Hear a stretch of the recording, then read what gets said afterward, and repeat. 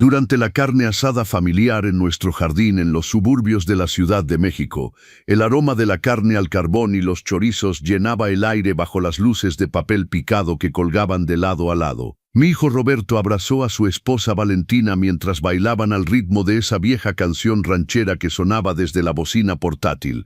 Ella se apartó bruscamente, el rostro retorcido de asco, y dijo lo suficientemente fuerte para que todos escucharan: «Preferiría besar a mi perro antes que besarte a ti». Los padres y amigos estallaron en risas, pensando que era solo una broma juguetona durante una reunión familiar típicamente mexicana, pero ella agregó con una voz fría y cortante: «Ni siquiera cumples mis estándares, aléjate de mí». Las risas se intensificaron, resonando contra la cerca de madera, transformando lo que debió ser una celebración alegre en algo incómodo y tenso. Mi hijo retrocedió inmediatamente, su cuerpo congelándose como si hubiera sido golpeado por una fuerza invisible, y comenzó a convulsionar ahí mismo sobre el pasto, sus extremidades sacudiéndose de manera incontrolable, hasta que mi nieto Miguelito habló repentinamente, su vocecita atravesando el caos como un trueno, y todo el jardín quedó silencioso como una tumba. Pero antes de continuar con lo que sucedió después, asegúrate de estar suscrito a los consejos del abuelo. Compartimos historias de triunfos familiares y justicia duramente ganada que pueden cambiar la forma en que ves tu propia vida. Dale like si esto te toca el corazón y deja un comentario abajo para decirnos desde dónde nos ves. ¿Es desde la Ciudad de México, desde Guadalajara o desde el otro lado de la frontera? Nos encanta saber hasta dónde viajan estos relatos de venganza y redención. Yo estaba en una esquina de la cocina, la luz fluorescente proyectando un resplandor cálido sobre la barra, sosteniendo un cuchillo pequeño para pelar en la mano, mientras acomodaba cuidadosamente cada rebanada de mango y papaya fresca en la gran charola de frutas, tratando de hacerlo lo más perfecto posible para un cumpleaños al estilo mexicano. Hoy era el cumpleaños de Valentina, mi nuera, y toda la familia bullía de preparativos. Ese tipo de energía ajetreada que encuentras en estas fiestas de jardín, donde todos ponen manos a la obra con ensalada de nopales, tacos de carnitas y botellas de cerveza fría del refrigerador. Roberto, mi hijo, estaba afuera en el jardín, el sudor corriendo por su frente bajo el calor del Valle de México, luchando por colgar la última cadena de luces brillantes sobre el arco de la terraza, asegurándose de que todo estuviera perfecto para su esposa. Roberto había organizado toda la fiesta solo, poniéndole todo su corazón como siempre lo hacía. Había ordenado un enorme pastel de 3 pisos de la pastelería más elegante del centro de la Ciudad de México, del tipo con crema de mantequilla y flores comestibles que cuestan una pequeña fortuna, y hasta había contratado un grupo de mariachis en vivo para tocar clásicos que harían bailar a todos. Sobre la mesa de picnic, cubierta con un mantel de colores vibrantes, descansaba un ramo de rosas rojas profundas de una floristería de lujo de Polanco, del tipo costoso que Roberto usaba para sorprender a su esposa en cada cumpleaños cuando todo iba bien, simbolizando ese sueño mexicano persistente de amor y compromiso. Los invitados comenzaron a llegar uno por uno, principalmente las amigas de Valentina de sus días como modelo e influencer. Vestidas como para un desfile con vestidos con lentejuelas que atrapaban el sol de la tarde y tacones altos que resonaban rítmicamente sobre la terraza de concreto como en una pasarela de moda. Reían ruidosamente, hablando fuerte sobre su último viaje a Cancún o a Puerto Vallarta, pasando junto a Roberto como si fuera solo el personal contratado, apenas otorgándole un gesto educado por obligación, su conversación llena de chistes internos sobre celebridades vistas y spas de lujo. Luego Valentina hizo su entrada, saliendo de la casa radiante como una estrella de telenovela en la alfombra roja, llevando un vestido de seda verde esmeralda que abrazaba perfectamente su silueta, ese que Roberto había comprado a crédito la semana anterior en una boutique de la zona rosa. Todavía recuerdo cómo me había hablado orgullosamente de él, los ojos brillándole al describir cuánto había adorado Valentina, ese vestido cuando lo vio en el aparador, insistiendo en que valía cada centavo por ver su sonrisa. Su cabello caía en suaves ondas sobre su espalda, sus labios pintados de un rojo carmesí que combinaba con las rosas, y todo el jardín parecía iluminarse con su presencia.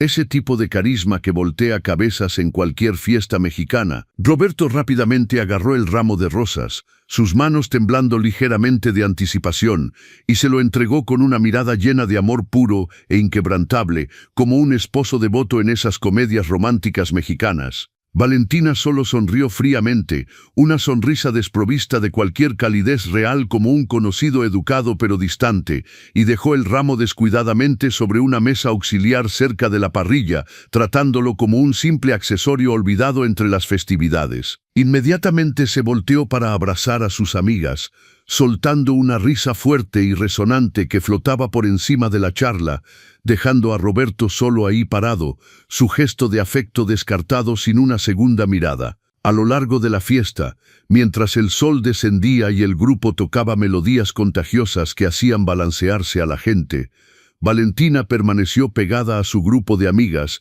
riendo histéricamente con sus historias, discutiendo animadamente sobre viajes de compras y escapadas de fin de semana, ignorando completamente a su esposo quien había organizado todo para ella. Era como si él no existiera en su mundo, solo otra cara más en la multitud de esta fiesta de jardín. De repente el grupo cambió a un bolero suave, la misma canción con la que habían bailado en su recepción de bodas en un encantador lugar con vista al Paseo de la Reforma. Un recuerdo que debería haber sido romántico y nostálgico. Yo observaba desde el borde de la terraza, sorbiendo una agua de Jamaica mientras Roberto tomaba una respiración profunda, reuniendo visiblemente cada onza de valor que tenía, y se acercaba a ella lentamente, con pasos no vacilantes pero sí determinados. «Baila conmigo, mi amor», dijo suavemente, su voz apenas audible sobre la música, aunque yo podía ver el ligero temblor en sus palabras, la vulnerabilidad de un hombre esperando aún reavivar la chispa. Valentina puso los ojos en blanco de manera dramática, un gesto cargado de fastidio e impaciencia del tipo que ves en una escena dramática de una telenovela mexicana. Pero frente a sus amigas y la familia que observaban, aceptó de mala gana, posando su mano sobre su hombro, con todo el entusiasmo de alguien cumpliendo una obligación no deseada. Observaba a mi hijo de cerca mientras bailaba. Cada paso que daba era medido y concentrado, como si caminara sobre huevos, tratando de no hacer un movimiento en falso. Se inclinó hacia su oído y susurró algo íntimo. Quizás una frase cariñosa de su primer día juntos, una disculpa por los problemas que habían tenido, o una promesa de hacerlo mejor, los detalles perdidos en la música pero evidentes en la forma en que sus ojos brillaban con una esperanza desesperada, como un niño buscando aprobación y afecto después de un largo día. Mientras la música subía hacia su final, construyendo ese crescendo emocional, Roberto bajó la cabeza tiernamente, intentando besar a su esposa como lo hacía en tiempos más felices. Un gesto dulce y romántico que debería haber sido el clímax de la noche. Pero como una tormenta repentina arruinando un picnic perfecto, Valentina echó la cabeza hacia atrás para evitarlo, soltando una risa fría y cortante que atravesó las notas finales del bolero e hizo callar las conversaciones vecinas. «Preferiría besar a mi perro antes que besarte a ti», declaró claramente y sin vacilación, su voz resonando a través del jardín como un anuncio público. «Ni siquiera cumples mis estándares. Aléjate de mí». Esas palabras aterrizaron como una puñalada directa al corazón, aguda e implacable. Y yo sabía que lastimaba a Roberto 1000 veces más que cualquier golpe físico, resonando como el tipo de humillación pública que ves en videos virales que desatan debates en los comentarios.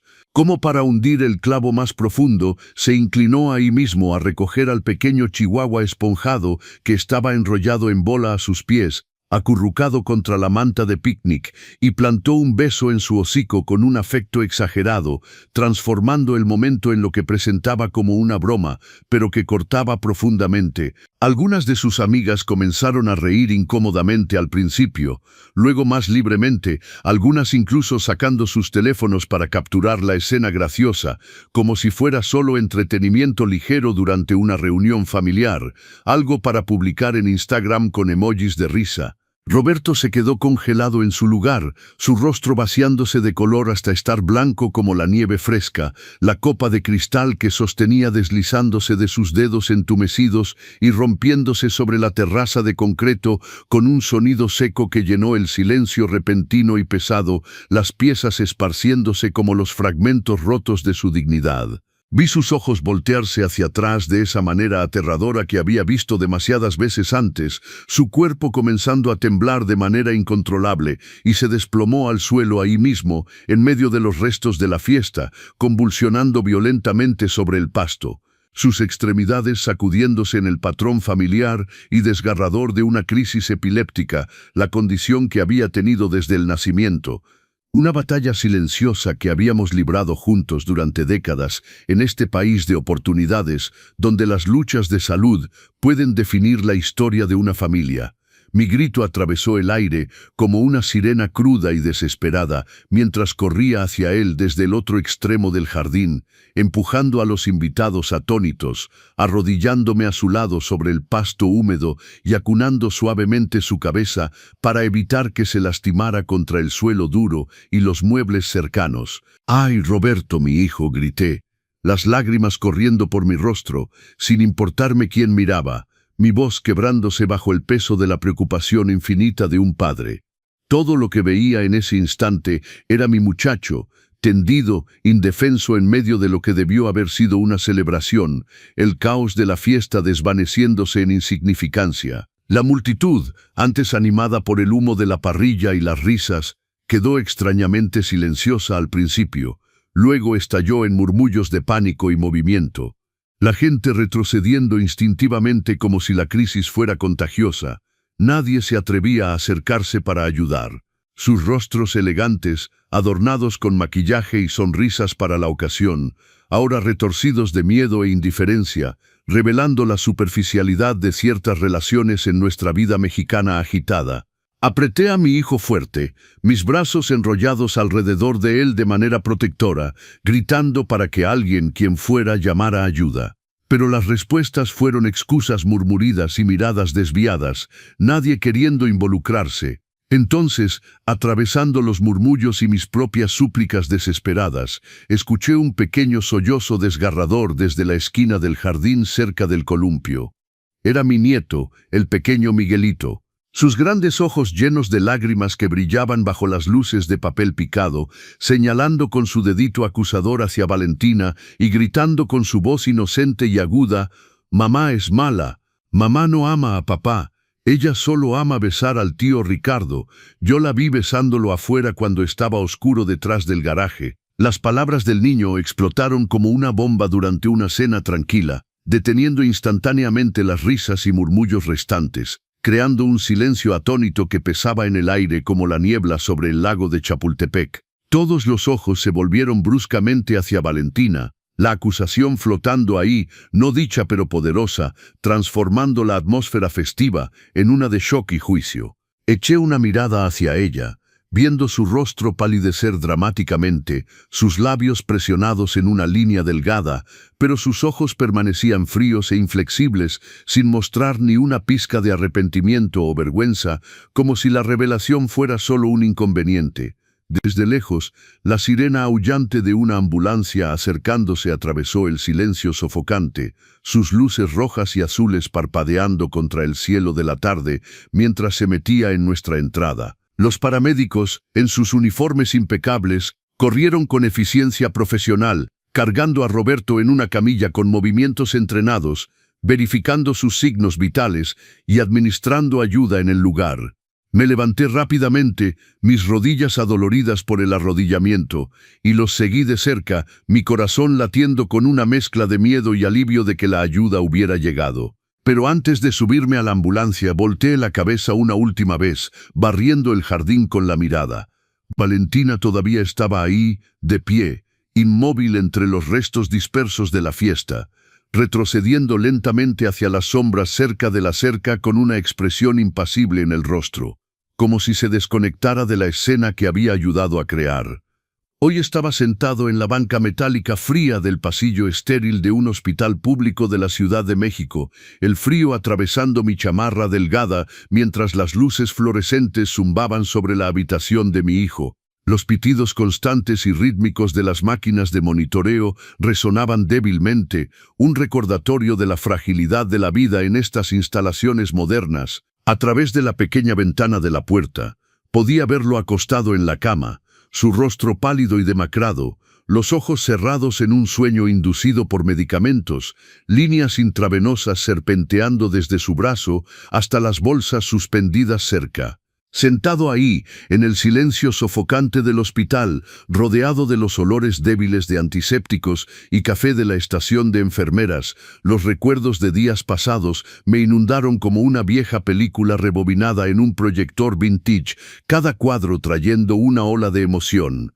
Yo, don Miguel Hernández, tengo 68 años hoy. Mi cabello completamente gris y mi espalda encorvada por años de duro trabajo y esfuerzos incesantes en este país de lucha sin fin. Pero esta historia, este capítulo doloroso, es lo que me trajo a este momento, esperando en un lugar donde las vidas penden en equilibrio.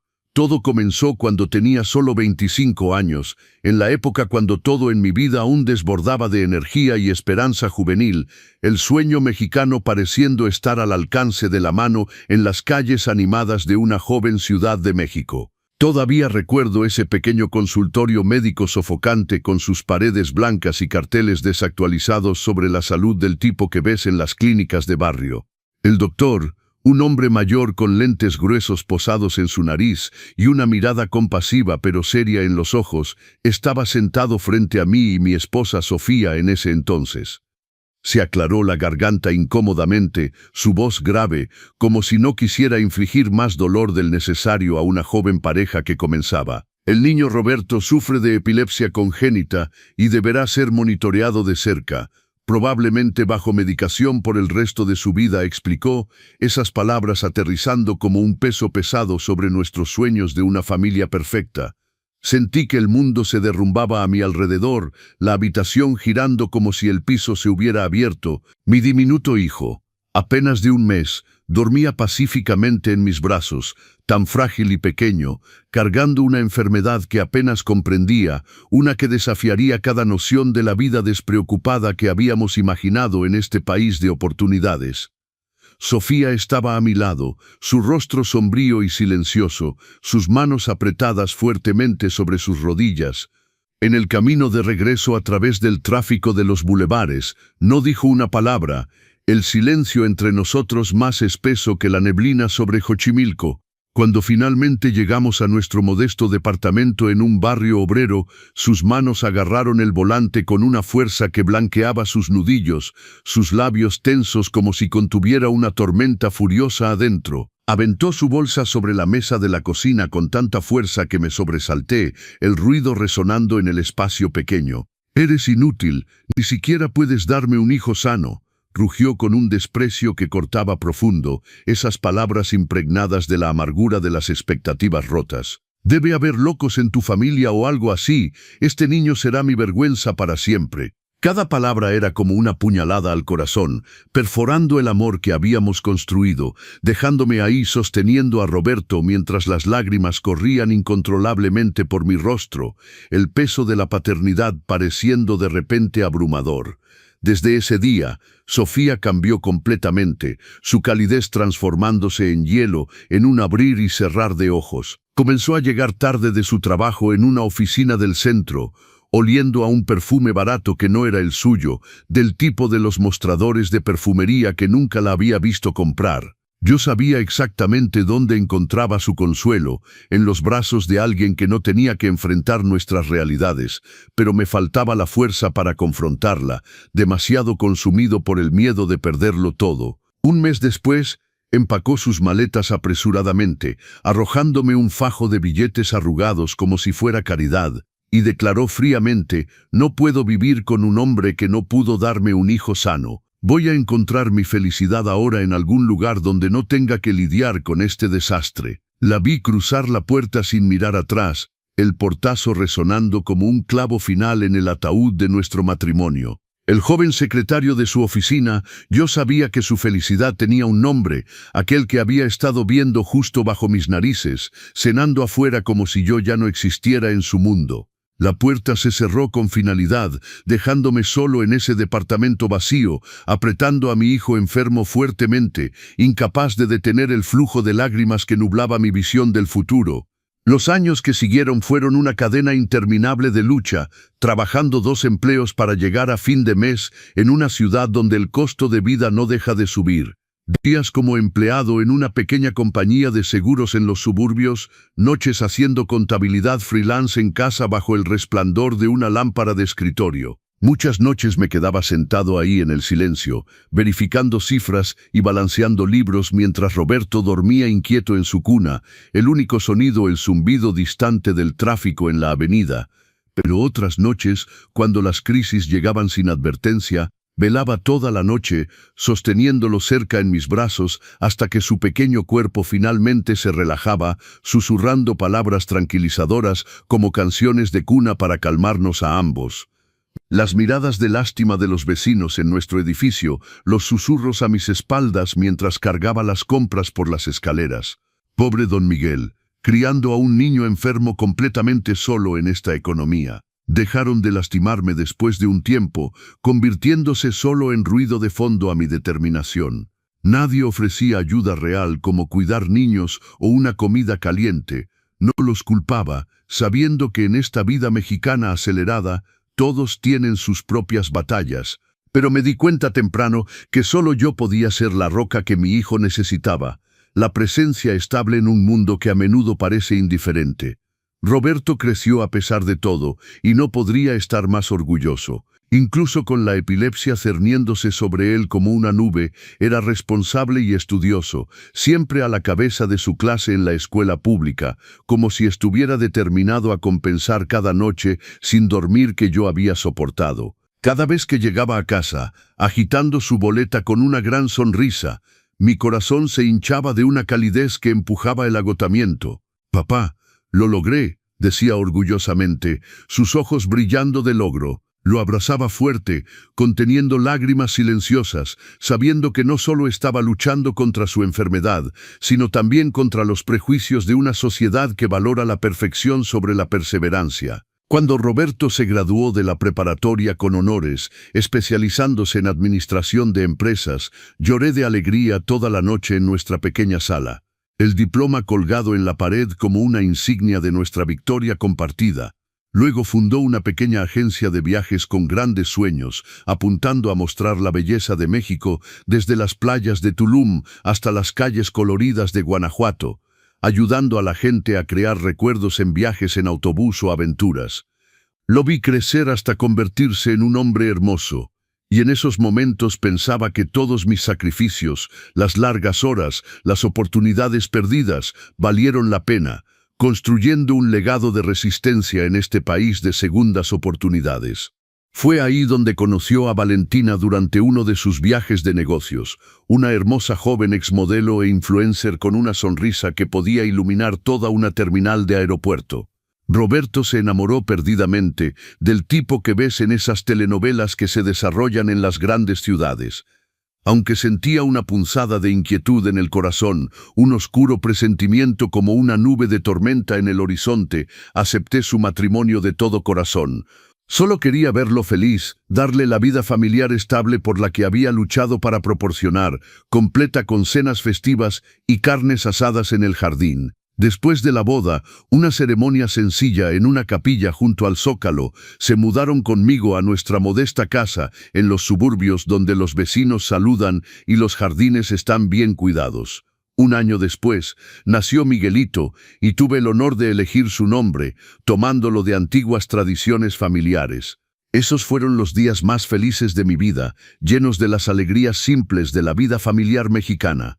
Las mañanas cuando Roberto se iba al trabajo con un termo de café en mano, Valentina manejando las tareas del hogar como la lavandería y la preparación de comidas, y yo llevando a Miguelito a pasear por el vecindario, contándole historias de los héroes de la Revolución y del sueño mexicano que construyó este país. Su risa pura y sin filtros llenaba la casa como música, sanando las viejas heridas de mi alma de los años de dificultad. Realmente creía que la vida finalmente nos estaba recompensando por nuestra resistencia, que habíamos doblado la esquina hacia mejores tiempos. Pero entonces la pandemia de COVID golpeó como un tren de carga, cerrando los viajes y el turismo a través de la nación de costa a costa. La agencia de Roberto quebró en cuestión de meses, las deudas acumulándose como facturas impagas sobre la mesa de la cocina, aplastando su espíritu bajo el peso de la incertidumbre económica que barrió el país. Vi la sonrisa luminosa de Valentina desvanecerse, reemplazada por suspiros constantes, quejas amargas y lamentaciones sobre el dinero, las bolsas de marca de las rebajas, los fines de semana en Acapulco o en Playa del Carmen, que ya no podía permitirse con nuestro presupuesto ajustado. Mira a los demás, todavía viven su vida, viajan y publican en redes sociales, y yo estoy atrapada en esta casa sin nada. Gritaba una noche durante la cena, su voz resonando contra las paredes, mientras estábamos sentados alrededor de la mesa con una comida simple de frijoles refritos y tortillas.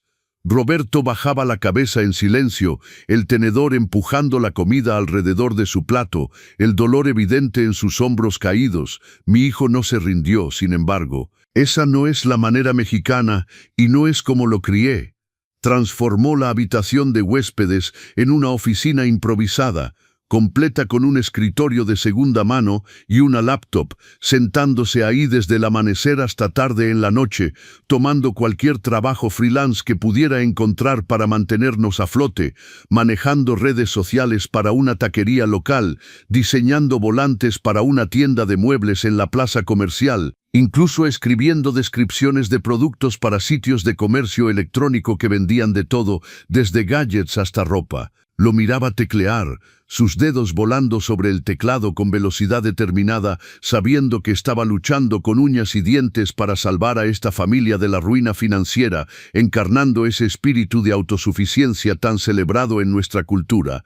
El dinero nunca parecía suficiente. Las facturas de luz, agua, comida del supermercado local y los medicamentos de Roberto recetados en la clínica del barrio se apilaban como montañas insuperables pesando sobre sus hombros como las cargas de tantas familias trabajadoras durante estos tiempos difíciles. Discretamente, comencé a vender mis viejas herencias, lo que mi padre me había transmitido, un reloj vintage de su estancia en el ejército, anillos de oro y collares guardados en una caja fuerte durante años. Cada viaje a la casa de empeño del centro comercial se sentía como un pedazo de mi corazón, siendo intercambiado, pero no tenía otra opción. Eran solo cosas materiales, me decía a mí mismo repetidamente, aunque en el fondo sabía que me estaba separando de los últimos recuerdos tangibles de mi propia juventud y herencia en esta historia de inmigrante que es la mía. Valentina cambió drásticamente. Ya no era la mujer dulce y atenta que una vez preparaba comidas familiares, con cuidado como un mole para el Día de Muertos o tamales para Navidad. Ahora, en la mesa de la cena suspiraba con fastidio exagerado, picoteando su comida como si fuera indigna de ella, quejándose: la carne no está fresca, ni siquiera es del carnicero orgánico, y estas verduras parecen del pasillo de descuento. Sin duda, esas palabras eran entregadas con una irritabilidad que hacía parecer que deliberadamente le estábamos haciendo su vida miserable, ignorando el esfuerzo que Roberto ponía en proporcionar lo que podía. Roberto tragaba difícilmente, forzando una expresión calmada para enmascarar la herida, aunque me dolía profundamente ver a mi muchacho tratado así. Recordaba cuando se había casado con él, riendo en la cocina, charlando animadamente mientras seleccionaba cuidadosamente ingredientes en el mercado para cocinar sus platos favoritos, sus ojos llenos de la promesa de un futuro compartido. Ahora pasaba su tiempo desplazándose por su teléfono, mostrándole a Roberto fotos de sus amigas, viviendo la gran vida en resorts de playa o chalets en Valle de Bravo. Mira a la pareja de Tania. Están de vacaciones en la playa. publicando selfies con cócteles, y yo estoy atrapada en este hoyo sin salida, decía amargamente, su voz goteando resentimiento. Roberto solo bajaba la cabeza, comiendo su comida ahora fría en silencio, su puño apretado bajo la mesa para contener el dolor y la frustración, el tipo de sufrimiento silencioso que demasiados hombres mexicanos soportan para mantener la paz en casa. La casa comenzó a caer en desorden, platos sucios apilándose en el fregadero como tareas olvidadas, ropa sucia acumulándose detrás de las puertas de las habitaciones en montones. Valentina dejó de contribuir a cualquier cosa doméstica, sus días llenos de salidas que pretendía eran necesarias, excusas que yo sabía eran más delgadas que el papel. Voy a reunirme con amigas para un café para desestresarme de todo esto, decía, o es el cumpleaños de una amiga en el nuevo bar del barrio. Llegaba tarde, a veces mucho después de la medianoche, oliendo a alcohol de cantinas y un perfume costoso que Roberto no podía permitirse con nuestro presupuesto. Desde el pasillo oscuro atrapaba vislumbres de ella tropezando, tacones colgando de su mano, su maquillaje corrido de una noche afuera, y me preguntaba quién se había convertido esta mujer. La Valentina de la que mi hijo se había enamorado, llena de vida y promesas, o simplemente una sombra de esa persona consumida por la insatisfacción en una sociedad que glorifica el éxito material. Una tarde particularmente tormentosa, el cielo sobre la Ciudad de México gris oscuro y amenazante, pesado con la promesa de lluvia que inundaría las calles. Eran casi las 7 de la tarde, y Miguelito todavía no había regresado de su escuela primaria. Valentina se suponía que debía recogerlo después de sus compras, pero mientras el reloj avanzaba, la preocupación me carcomía. La llamé varias veces a su celular, pero iba directo al buzón de voz, su mensaje alegre grabado burlándose de mi ansiedad creciente. Finalmente, incapaz de esperar más, agarré mi viejo impermeable del armario del pasillo y salí corriendo bajo el aguacero, la lluvia picando como agujas en mi piel mientras navegaba por las aceras resbaladizas. Cuando llegué a la escuela, el patio de recreo vacío y las luces del edificio atenuándose, divisé la pequeña figura de Miguelito acurrucada bajo el voladizo de la caseta del guardia, apretando su mochila contra su pecho, sus ojos rojos e hinchados de llorar y miedo. Cuando me vio acercarme bajo la lluvia, estalló en lágrimas frescas y corrió a mis brazos, empapados. Abuelo, mamá olvidó recogerme. Todos se fueron. Tenía tanto miedo solo. Su voz temblaba, rompiendo mi corazón como un trueno arriba, como si el mundo entero lo hubiera olvidado en ese instante. Lo apreté fuerte, mis propias lágrimas mezclándose con la lluvia, cayendo en cascada por mi rostro, protegiéndolo de la tormenta lo mejor que podía. La maestra, que se había quedado tarde por preocupación, se acercó con una expresión triste. Traté de llamar a la señora Valentina varias veces, pero no hubo respuesta. Menos mal que el guardia esperó con él. No es seguro para un niño estar solo así. Esa noche me quedé con Miguelito hasta que se durmió en su cama, arropado bajo su cobija favorita con personajes de caricaturas. Pero mi pecho estaba apretado con una mezcla de ira y tristeza. Cerca de la 1 de la madrugada, cuando la casa estaba oscura y silenciosa, Valentina finalmente llegó a casa, su cabello despeinado y sus labios aún manchados con los restos de lápiz labial de cualquiera que fuera la salida que había tenido. Roberto se levantó del sofá donde había estado esperando, su voz temblando con una mezcla de rabia y profunda preocupación. ¿Dónde estabas? Se suponía que debías recoger a Miguelito. ¿Sabes que lo dejaron solo en la escuela bajo la lluvia? Valentina respondió inmediatamente, su voz afilada como el filo de un cuchillo, cortando a través de la tensión. Estaba con un cliente importante, haciendo networking para mejores oportunidades. Si ni siquiera puedo salir sin que hagas un drama, ¿crees que quiero vivir esta vida miserable atrapada aquí? Escuchaba desde detrás de la puerta cerrada de mi habitación, mi corazón rompiéndose en pedazos, no solo por esas palabras duras, sino viendo la luz apagarse en los ojos de Roberto, los ojos de un hombre que todavía estaba tratando desesperadamente de aferrarse a un matrimonio que se había fracturado hace mucho tiempo, aferrándose al ideal mexicano de para bien o para mal. Las discusiones se convirtieron en un ritual diario, como un reloj en nuestra casa, una vez pacífica, despertándome a veces en medio de la noche con el sonido de objetos lanzados o voces elevadas. Me incorporaba en la cama, apresurándome a calmar mi corazón latiendo, escuchando impotente mientras las acusaciones estridentes de Valentina llenaban el aire. Estoy harta de esta vida. Mírate, eres inútil.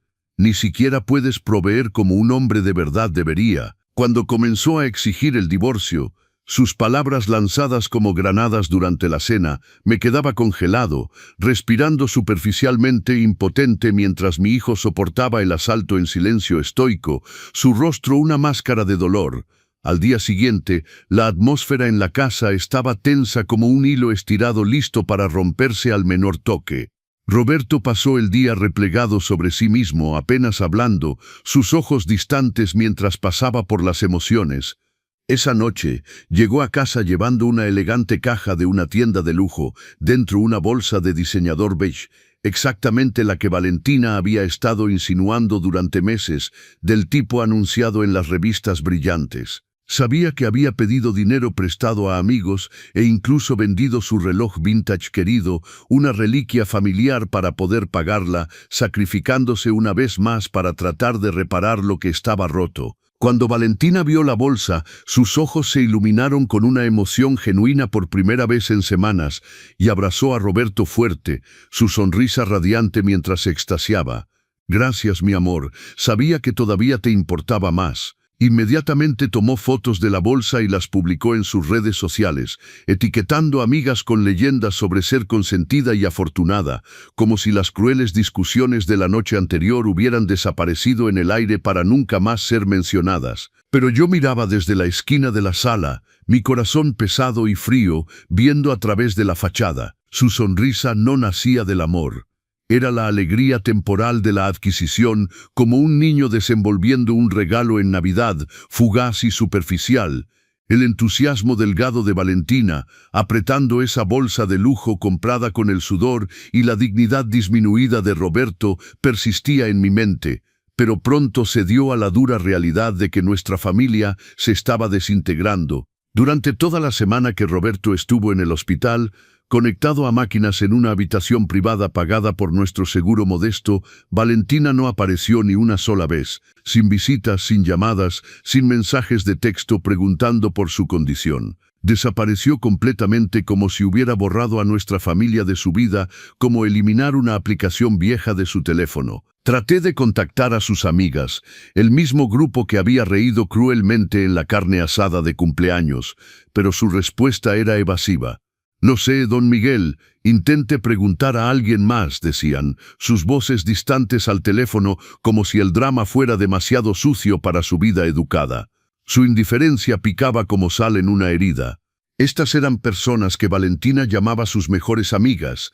Sin embargo, ahora no podía molestarse por ella o su esposo luchando por su vida en una cama de hospital. Me preguntaba dónde estaba, qué estaba haciendo, tal vez viviendo la gran vida en un lugar de moda de la Condesa mientras su esposo casi muere y nuestro mundo se desmoronaba pieza por pieza. Cada día hacía el viaje entre el hospital y la casa, navegando el tráfico de la Ciudad de México para cuidar a Roberto durante las horas de visita, y luego regresando a casa para velar por Miguelito, asegurándome de que tuviera sus comidas e historias de la noche. El pequeño niño, con sus grandes ojos inocentes que reflejaban los de su padre, preguntaba cada noche mientras lo arropaba: «Abuelo, ¿dónde está mamá? ¿Cuándo regresa a casa?». Forzaba una sonrisa y mentía con una voz ahogada por la emoción: «Tu mamá está en un viaje de negocios, mi pequeño. Estará de vuelta pronto». Pero cada vez veía el miedo silencioso en su mirada, como si sintiera la verdad que estaba tratando desesperadamente de ocultarle. Lo abrazaba fuerte, cantando una dulce canción de cuna de mi infancia, mientras adentro una tormenta de tristeza y enojo burbujeaba, acumulándose como presión en una tetera. No podía concebir cómo Valentina podía abandonar su propia carne y sangre, dejando a toda una familia atrás como si fuéramos desechables, como una moda de la temporada pasada. El día que Roberto finalmente fue dado de alta, su doctor dándonos una lista de citas de seguimiento y ajustes de medicamentos, lo ayudé a subir al auto con el corazón pesado, su cuerpo todavía débil y pálido de la prueba, los ojos hundidos de días de fluidos intravenosos y comida de hospital. Todo lo que quería era que descansara en la comodidad de su propia cama para encontrar un poco de paz en nuestra casa. Pero tan pronto como cruzamos el umbral, el olor familiar de nuestra sala, dándonos la bienvenida, escuchamos golpes secos y urgentes en la puerta incluso antes de que pudiéramos sentarnos. Abrí con cautela, y ahí estaba parado un hombre de mediana edad en traje gris impecable, maletín en mano, su expresión toda negocios como un ejecutivo de Santa Fe. Se presentó como el comprador de la casa, su voz firme y sin florituras. «Buenas tardes, estoy aquí para finalizar el proceso. La señora Valentina me informó que su esposo entregaría los documentos originales hoy para la transferencia de propiedad y del Chevrolet». Me quedé atónito, sintiendo como si me hubieran golpeado en el estómago, las palabras no computando al principio. Roberto detrás de mí apoyándose pesadamente en el marco de la puerta para sostenerse, su voz temblando de confusión y enojo creciente. «¿De qué está hablando? Nunca acepté vender la casa o el auto». El hombre frunció el ceño profundamente, su irritación clara como si supusiera que estábamos jugando juegos. Abrió su maletín de un golpe y sacó un contrato de venta con un poder notarial, aventándolos sobre la mesa de entrada. «Aquí está su firma. Vea por usted mismo». Su esposa dijo que estaba enfermo, así que la escritura podría parecer extraña. Roberto arrancó el documento, sus manos temblando visiblemente mientras lo escaneaba. Me incliné sobre su hombro y mi corazón se detuvo en seco. En la sección del vendedor había una firma torpe y tambaleante como la de una persona mayor frágil, nada parecido a la escritura audaz y confiada de mi hijo. Miré a Roberto. Su rostro se había vuelto ceniciento, los ojos muy abiertos con un horror que reflejaba el mío. «Esta no es mi firma», exclamó, su voz quebrándose bajo el peso de la traición. Además, puse una mano estabilizadora sobre su hombro, tratando de calmarlo, pero adentro una llama feroz de furia se encendía, ardiendo caliente. ¿Qué había hecho Valentina esta vez? Intentamos llamarla de inmediato, pero su teléfono estaba desconectado, la línea muerta como nuestra confianza en ella. El hombre no nos creyó al principio, su voz subiendo en frustración. «¿Se están burlando de mí? Ya pagué la cuenta. El contrato está firmado y es legal». Pero cuando Roberto produjo su credencial del INE y firmó su nombre varias veces frente a él, demostrando la diferencia flagrante, el hombre quedó en silencio, su expresión cambiando de enojo a una realización desconcertada. «Si esta no es su firma, entonces me estafaron», murmuró, amenazando con llamar a la policía. Pero yo sabía que involucrar a las autoridades arrastraría a nuestra familia a una pesadilla legal pública, empañando nuestro nombre en el vecindario y potencialmente perdiendo la casa llena de décadas de recuerdos desde los primeros pasos de Roberto hasta las cenas de Navidad familiares. No podía permitir que eso sucediera. No permitiría que Miguelito perdiera el único lugar estable que conocía. Tomando una respiración profunda para estabilizar mi voz, contuve el dolor que surgía y le dije al hombre: «Déjeme encargarme de esto. Le devolveré su dinero y cubriré cualquier penalización». Me miró con sospecha, pero finalmente aceptó, dándome sus datos de contacto antes de irse. Ese mismo día fui al banco, el tráfico un borrón mientras navegaba por las avenidas, y retiré cada centavo de mis ahorros, el nido de huevos que había construido durante años de horas extra y vida frugal, destinado a mi retiro para no ser una carga para mi hijo y nieto en mis años dorados. Firmando el formulario de retiro con mano temblorosa, sentí una parte de mí romperse, no solo perdiendo el dinero sino la seguridad e independencia por las que había luchado tan duro en este país. Esa noche, después de arropar a Miguelito en su cama, con su osito de peluche, me senté con Roberto en la sala débilmente iluminada, el peso del día pesando entre nosotros como niebla. El resplandor suave de una sola lámpara iluminaba su rostro, haciéndolo parecer una década más viejo, líneas de estrés grabadas más profundamente. Se apoyó en mi hombro y lloró como no lo había hecho desde que era niño. «Papá, ¿qué hice mal? ¿Por qué me haría esto?». Su voz se quebró, cada palabra una daga para mi alma. Lo consolé lo mejor que pude, pero adentro mi tristeza se había endurecido en una determinación inquebrantable. Esto no era simplemente una disputa conyugal, era un complot calculado y cruel. Como su padre, no podía quedarme de brazos cruzados.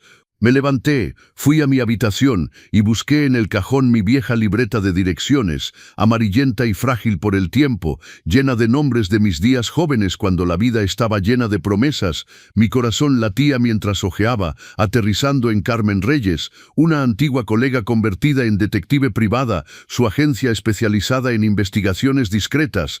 Recordaba a Carmen como una mujer dura y astuta que me había ayudado a través de tiempos oscuros después de que Sofía se fue. Marqué su número sin pensarlo 2 veces, y cuando su voz profunda y estable respondió, supe que había tomado la decisión correcta. Carmen, necesito tu ayuda y mi instinto me dice que es urgente. Necesito descubrir la verdad sobre mi nuera. 3 días después, Carmen me encontró en un café pintoresco y escondido en un callejón tranquilo del centro de la Ciudad de México, del tipo con sillas desparejadas y el aroma de café fresco.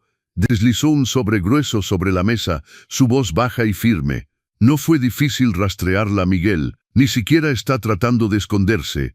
Sus ojos contenían un destello de compasión, sabiendo que el contenido sería difícil de tragar. Con manos que temblaban ligeramente, lo abrí, revelando fotos nítidas que desnudaban cada detalle. Valentina sonriendo ampliamente, tomada de la mano con un joven, entrando y saliendo de un condominio de lujo elegante, en un barrio exclusivo de la ciudad, donde las torres de vidrio se elevaban como monumentos a la riqueza. Valentina estaba vestida con moda de alta gama, su cabello estilizado impecablemente, su sonrisa tan brillante como si nunca hubiera conocido las luchas de nuestra vida modesta. El hombre a su lado estaba vestido con elegancia, cabello engominado hacia atrás, usando lentes de sol de diseñador y un aura de confianza arrogante. Carmen señaló con el dedo. Ricardo Domínguez, 28 años, dice poseer la cadena de restaurantes Terraza Azul, pero su verdadero trasfondo es interesante. El nombre Ricardo me golpeó como un rayo, el mismo que Miguelito había gritado en la fiesta. La sangre se agolpó en mi cabeza, mi corazón latiendo mientras las piezas encajaban dolorosamente. Valentina no solo había engañado, estaba mostrando una doble vida. Apreté las fotos fuerte, las uñas hundiéndose en mis palmas. No podía quedarme inactivo. Tenía que confrontar esto por justicia, para salvaguardar a nuestra familia. Tomé un taxi a la dirección, el edificio de lujo brillando bajo el sol. El portero me miró con recelo, pero dije calmadamente, soy un pariente visitando a mi sobrina. Me dejó entrar al apartamento B. Mi corazón tronaba. Toqué el timbre y Valentina abrió la puerta, atónita en pijama de seda roja, copa de vino en mano. «Oh, querido suegro, ¿qué lo trae por aquí?», dijo sarcásticamente.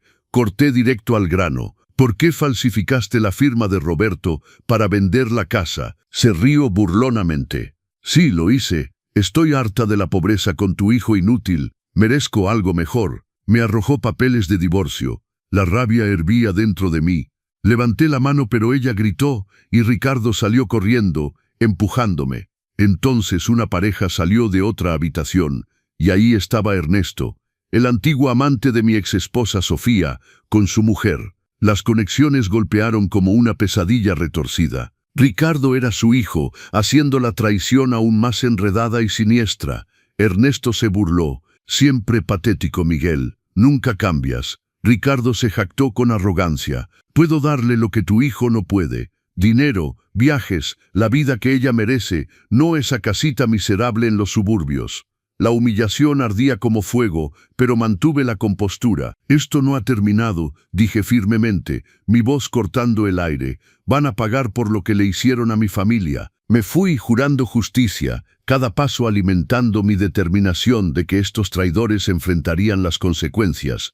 Al día siguiente, me reuní con la abogada Gabriela Torres, una mujer de 60 años con una reputación de hierro en casos de fraude familiar, recomendada por Carmen. En su oficina ordenada en la colonia Roma, extendí todas las pruebas sobre su escritorio de madera, las fotos de Valentina y Ricardo, el contrato falsificado con la firma torpe, los registros bancarios mostrando los retiros sospechosos, los testimonios de vecinos que habían visto a Valentina saliendo tarde en la noche. Gabriela revisó cada documento meticulosamente, sus lentes de lectura bajados sobre su nariz, asintiendo ocasionalmente con aprobación profesional.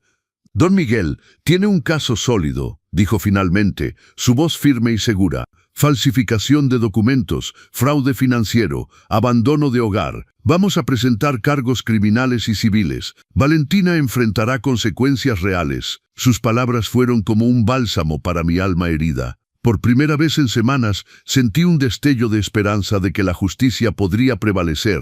Firmé los poderes necesarios, autorizándola a actuar en nuestro nombre, y salí de su oficina con la cabeza en alto, sabiendo que finalmente estábamos tomando acción.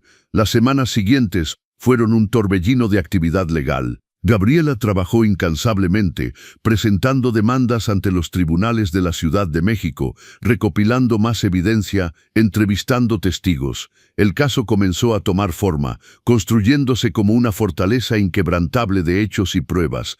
Carmen continuó su investigación, descubriendo más detalles sórdidos sobre la vida doble de Valentina. Resultó que había estado desviando dinero de las cuentas compartidas con Roberto durante meses. Pequeñas cantidades que él nunca notó en su lucha por mantenernos a flote, acumulándose en una cuenta secreta que usaba para financiar su estilo de vida lujoso con Ricardo. Roberto, mientras tanto, lentamente recuperaba su fuerza física en casa, pero la herida emocional era profunda.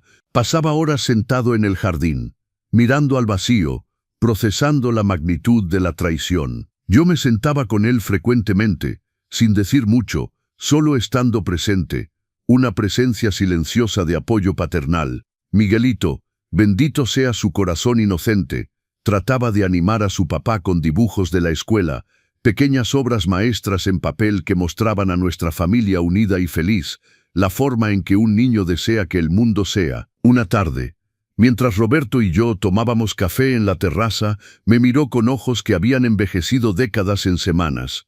«Papá, ¿cómo no vi las señales? ¿Cómo fui tan ciego?» Puse mi mano sobre la suya, curtida y áspera del trabajo. «Hijo, el amor a veces nos ciega. Confiaste porque eso es lo que hace un buen hombre. La falla no es tuya, es de ella. Perdió a un hombre honorable por perseguir ilusiones vacías». Sus ojos se llenaron de lágrimas, pero esta vez también vi algo más. Un destello de resolución, de un hombre que estaba encontrando su camino de regreso a sí mismo. Si disfrutas estas historias de justicia familiar que restauran la fe, no olvides suscribirte a los consejos del abuelo. Dale like para que más personas encuentren estos relatos de verdad y redención. Comenta abajo desde qué ciudad o país nos sigues. Queremos saber dónde están nuestros oyentes leales. Tu apoyo significa todo para nosotros mientras compartimos estas lecciones de vida.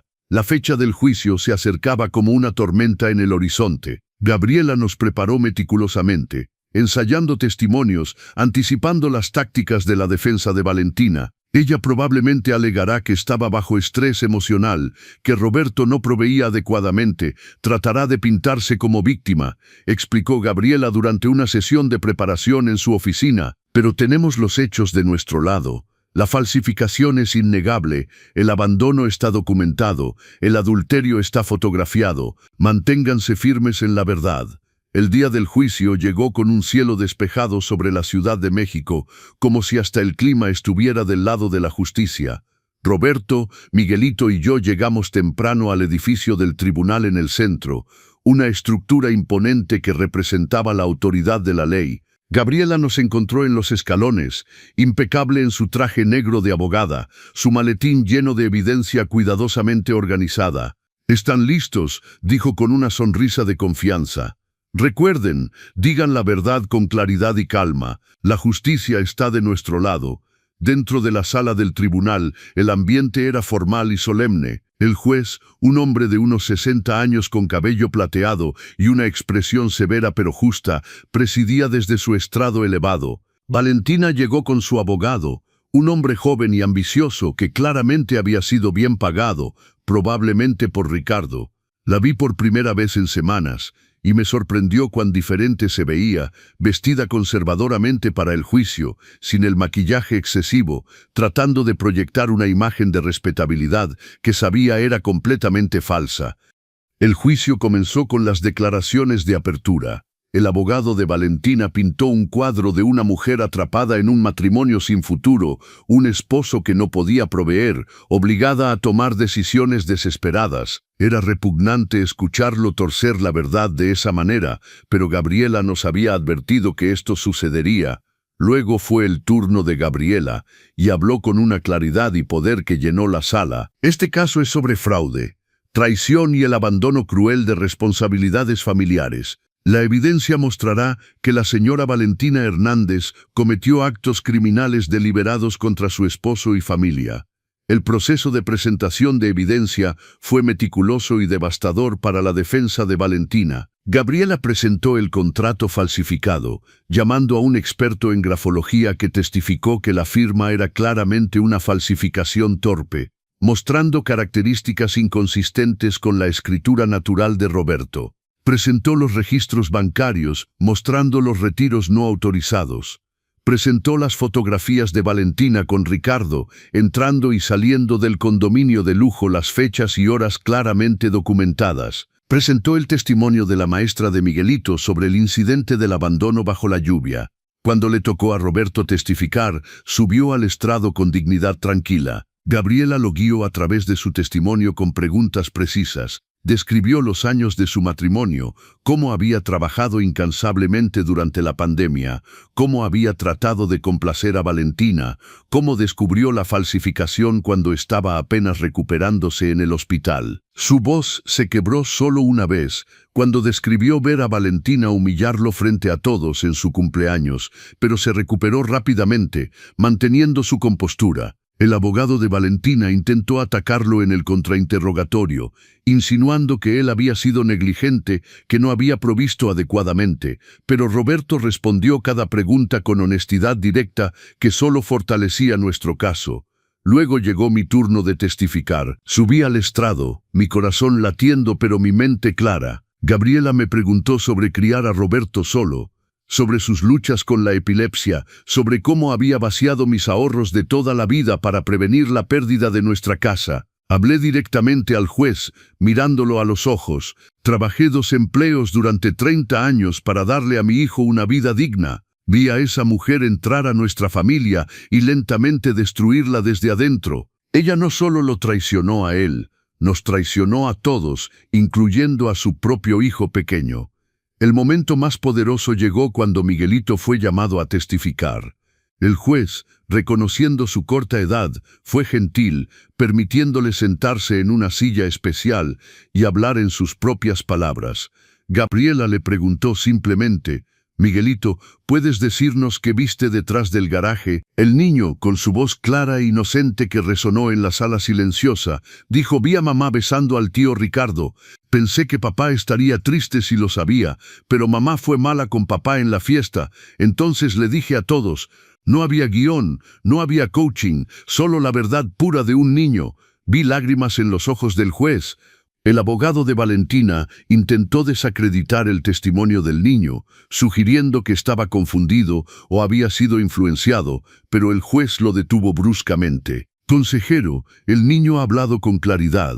No voy a permitir que intimide a un menor en mi sala». Fue un momento decisivo y podía sentir el cambio en la atmósfera de la corte.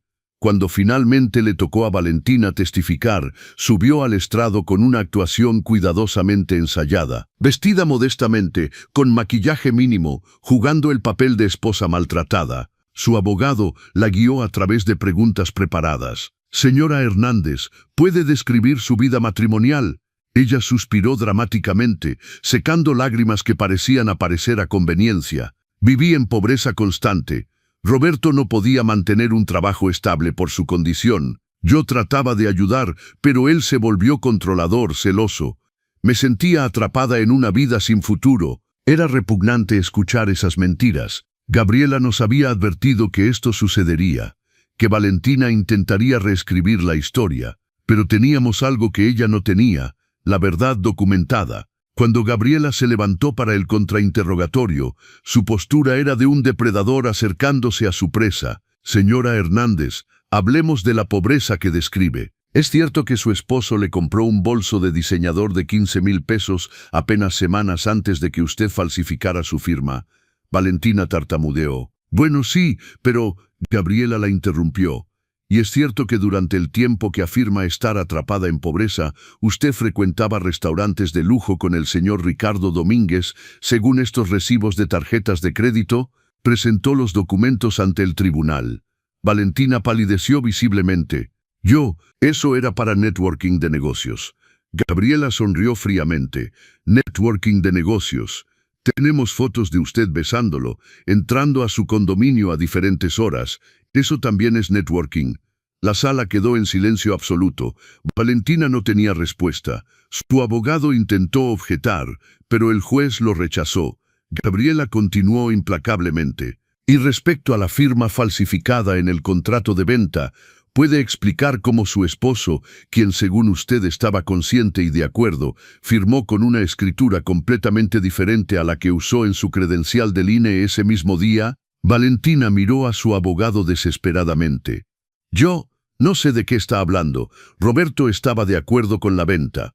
Gabriela se acercó al estrado, su voz cortando como navaja. Entonces, ¿por qué el experto en grafología ha confirmado que esta firma es una falsificación? ¿Por qué hay una diferencia de 73 puntos característicos entre esta firma y la auténtica de Roberto? Valentina comenzó a desmoronarse visiblemente. Las lágrimas ahora eran reales, no de remordimiento sino de pánico al verse atrapada en sus propias mentiras. Tal vez me equivoqué. Estaba bajo mucho estrés.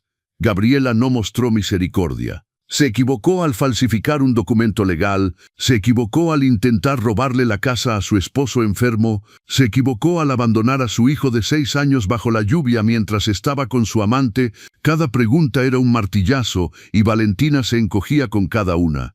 El siguiente testigo que Gabriela llamó fue demoledor para la defensa. Carmen Reyes subió al estrado como detective privada licenciada, presentando su informe completo. Describió en detalle la vigilancia de Valentina, las múltiples visitas al condominio de Ricardo, los patrones de gasto inconsistentes con alguien en dificultades financieras. Encontré recibos de spas de lujo, boutiques en Polanco, restaurantes de 5 estrellas, todo pagado durante el periodo en que la señora Hernández afirmaba estar sufriendo pobreza extrema.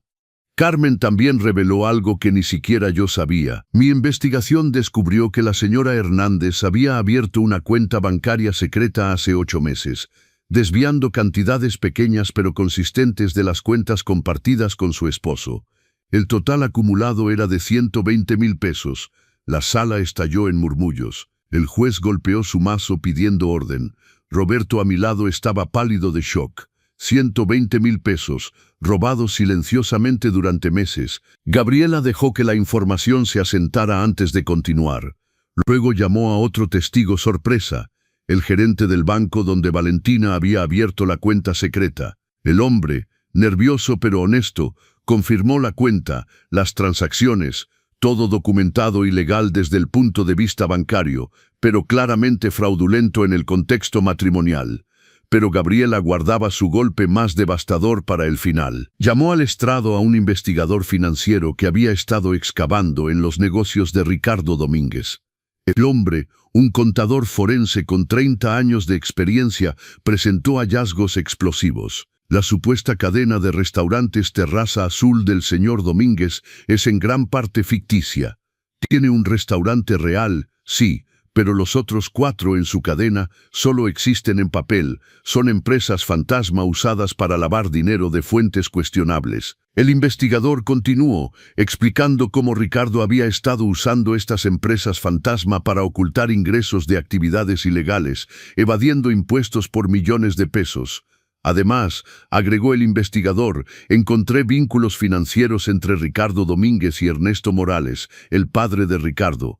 Juntos han estado operando un esquema de evasión fiscal y lavado de dinero durante al menos 5 años. La conexión con Ernesto, el antiguo amante de Sofía, mi ex esposa, quedó expuesta ante todos. El círculo vicioso de traición se cerraba de maneras que nunca había imaginado. No solo Valentina había traicionado a Roberto, sino que lo había hecho en complicidad con la familia de la persona que había destruido mi propio matrimonio décadas atrás. El juez ordenó un receso de 30 minutos para revisar toda la evidencia presentada. Durante ese tiempo, Vi a Valentina y su abogado en una discusión acalorada en el pasillo.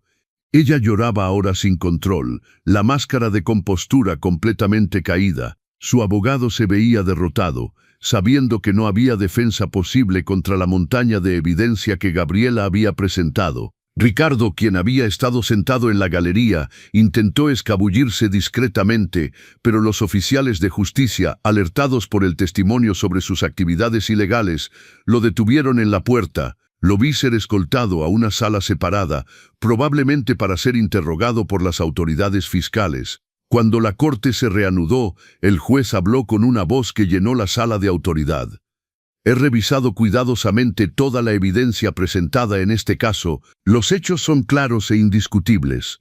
Hizo una pausa mirando directamente a Valentina. Señora Hernández, usted ha cometido fraude documentario al falsificar la firma de su esposo, ha cometido robo al desviar fondos familiares a una cuenta secreta y ha demostrado abandono grave de sus responsabilidades como madre y esposa. Su voz se volvió más severa. La evidencia de adulterio, combinada con sus acciones fraudulentas, representa una violación total de la confianza matrimonial y familiar.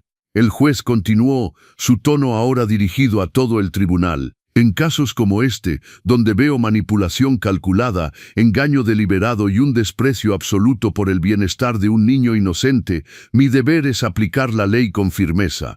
Volteo hacia Valentina. Por la presente, declaro culpable a Valentina Hernández de fraude documentario, apropiación indebida de fondos familiares y abandono de hogar. La sentencio a 2 años de prisión, suspendidos condicionalmente bajo libertad vigilada de 5 años, durante los cuales deberá restituir la totalidad de los fondos desviados más daños y perjuicios. Además, el juez continuó, se le retira la custodia del menor Miguelito Hernández, otorgándose custodia completa al padre, Roberto Hernández, con prohibición de contacto entre madre e hijo, hasta que un terapeuta familiar licenciado determine que es seguro y beneficioso para el menor.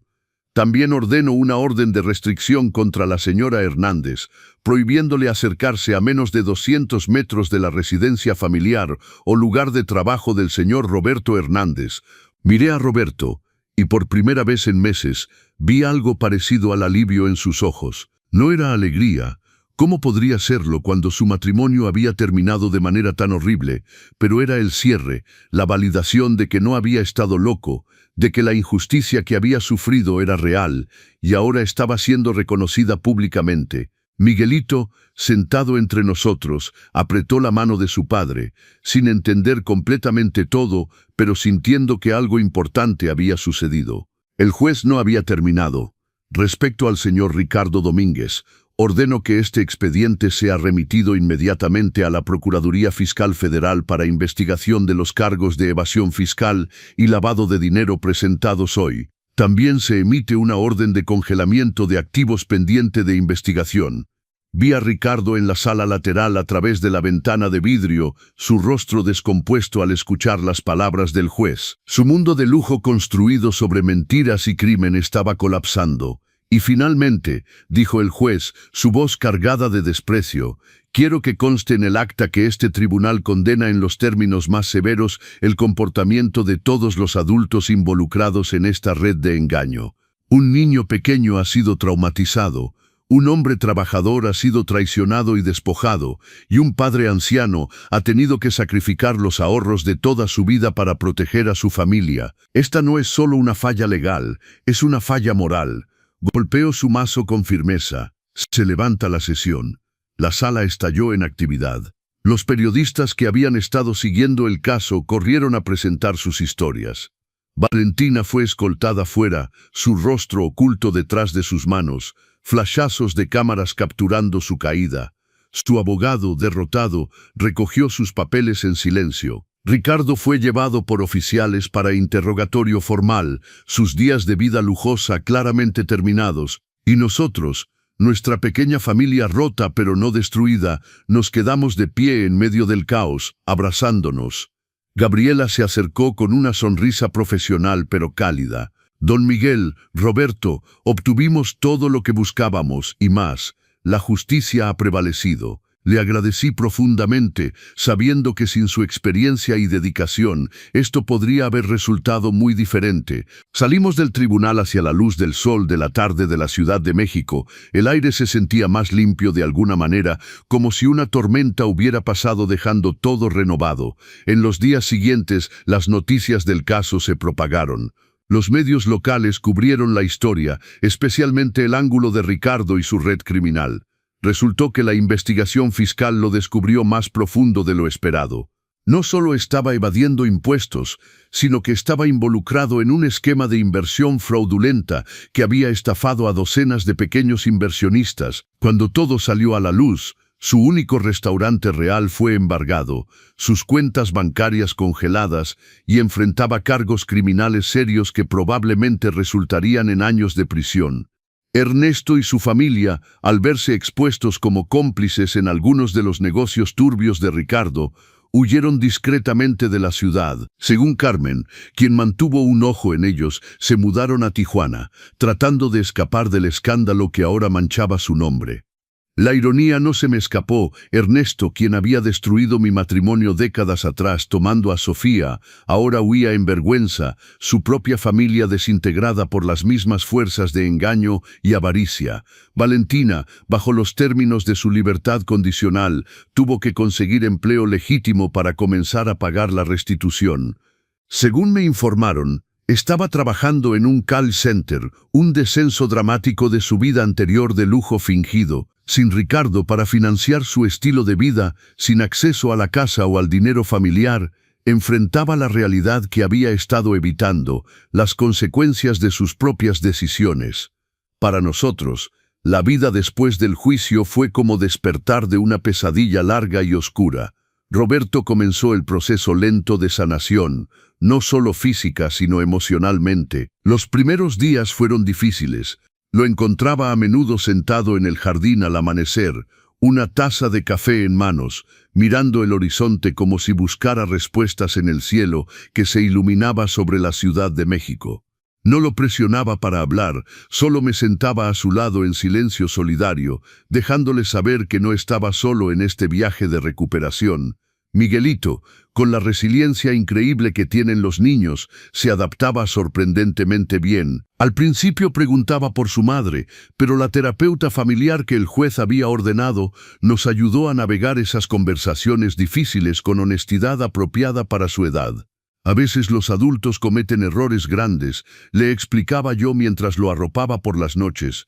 Tu mamá tomó decisiones que lastimaron a mucha gente, incluyéndote a ti, pero tu papá y yo siempre estaremos aquí, siempre te amaremos y siempre te protegeremos. Él me abrazaba fuerte, su pequeño cuerpo acurrucándose contra mi pecho, y yo sentía el peso sagrado de esa promesa.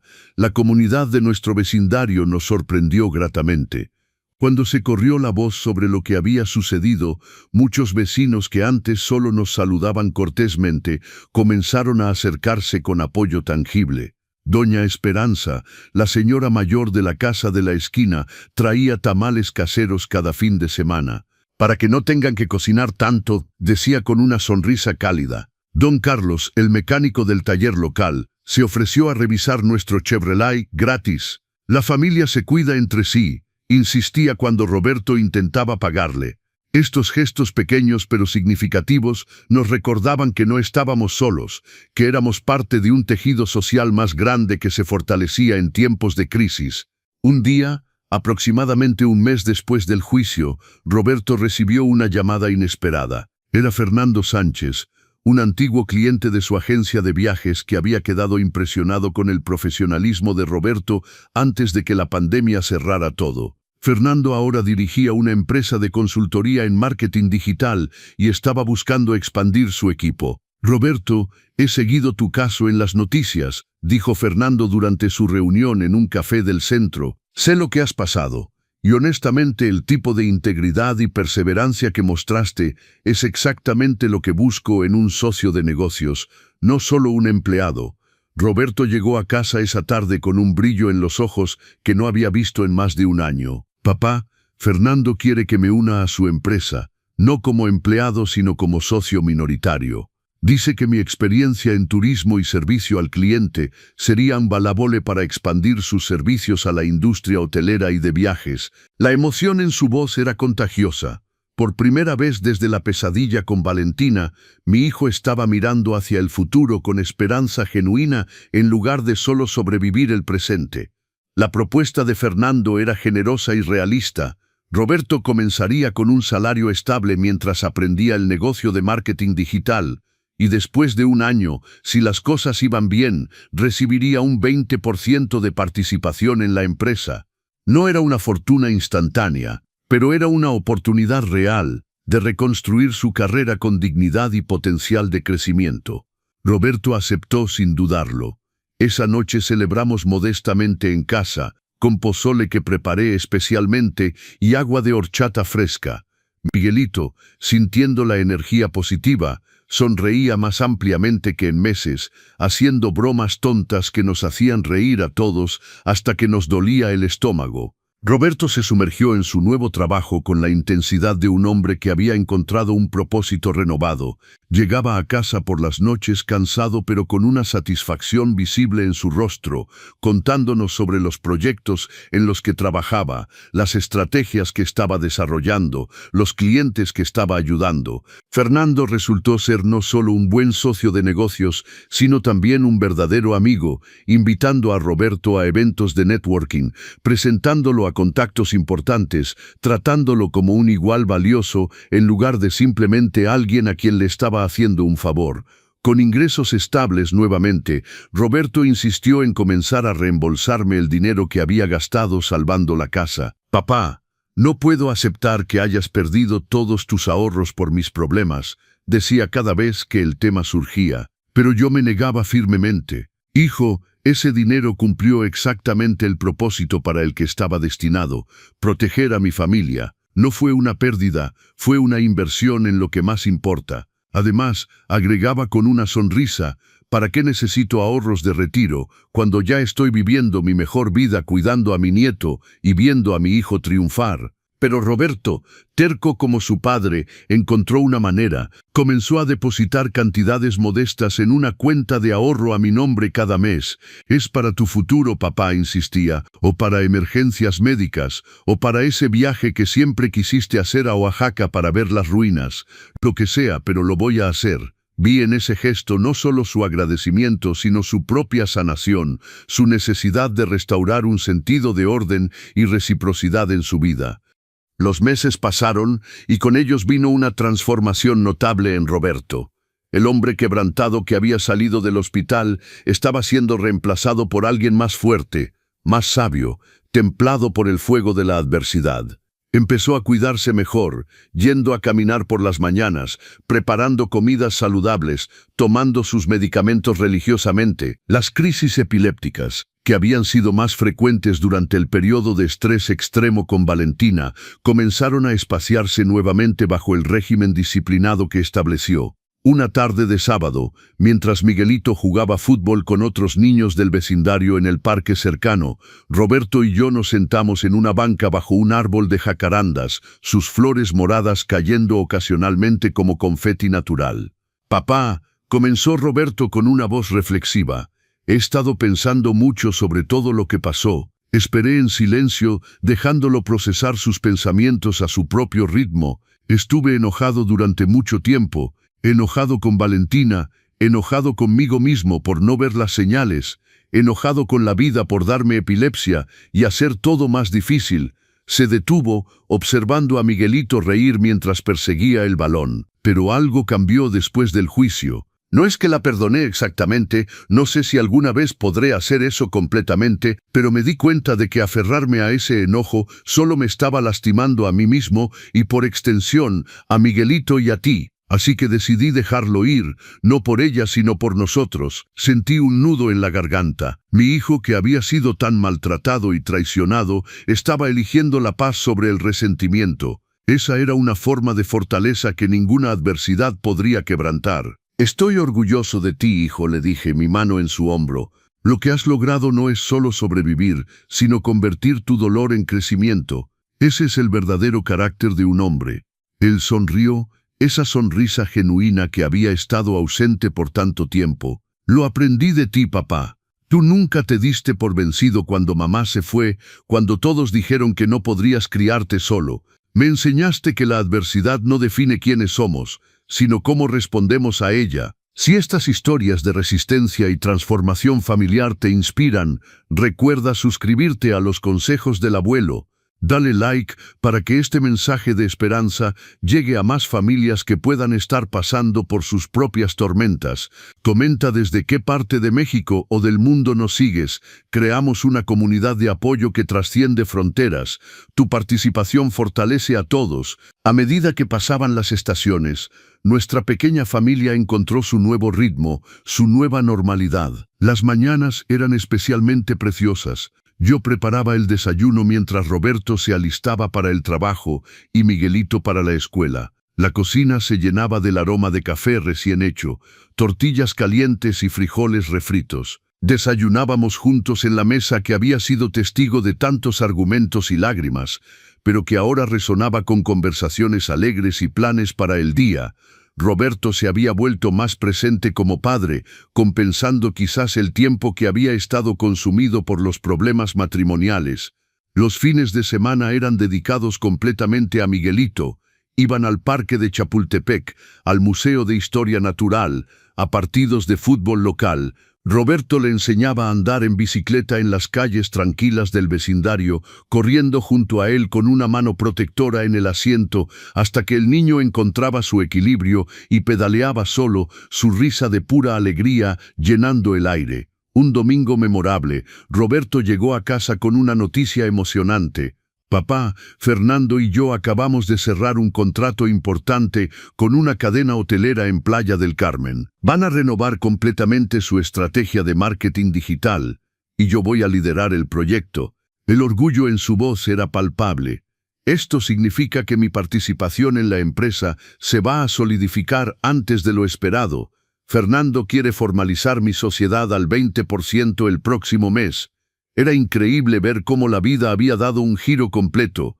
Hace solo un año, Roberto estaba al borde de perderlo todo, su salud quebrantada, su dignidad pisoteada, su futuro incierto. Ahora estaba prosperando profesionalmente, sanando emocionalmente y siendo el padre que Miguelito necesitaba y merecía. La vida tiene una manera extraña de equilibrarse, le dije esa noche. Pasamos por el fuego, pero salimos como acero templado, más fuertes que antes.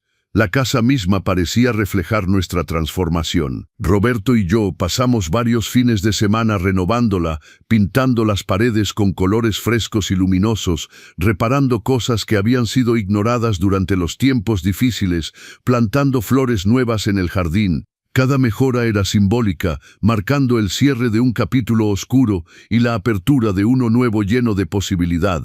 Miguelito ayudaba con entusiasmo infantil, manchándose de pintura pero riendo mientras lo hacía, creando memorias que reemplazaban las dolorosas.